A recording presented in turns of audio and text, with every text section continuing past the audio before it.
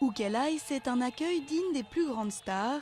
Pour la première fois, Aung San Suu Kyi s'est rendue en tant que candidate dans la circonscription où elle brigue un poste de députée en vue des élections partielles du 1er avril. Ses fans ont attendu des heures pour saluer leur idole, mais la dame de Rangoon ne veut pas être la seule à incarner l'opposition.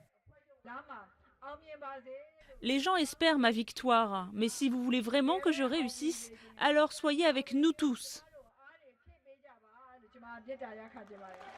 Même si sa formation, la Ligue nationale pour la démocratie, gagnait les 48 sièges mis en jeu, cela ne menacerait pas pour autant le parti de la majorité qui, lui, règne en maître sur le Parlement. Mais sa victoire électorale serait avant tout symbolique pour celle qui fut maintenue en résidence surveillée 15 ans par la même junte qu'elle concurrence aujourd'hui dans les urnes. Pour les observateurs, le nouveau président et ex-général Thein Sein a besoin d'une victoire d'Aung San Suu Kyi pour légitimer son régime. La réconciliation et la collaboration avec Aung San Suu Kyi est essentielle pour l'avancée du pays, car elle détient la clé pour la levée des sanctions internationales et je pense que le gouvernement l'a bien compris. Parmi toutes les éventualités, si elle gagne, Aung San Suu Kyi pourrait même accepter un poste au sein du gouvernement birman.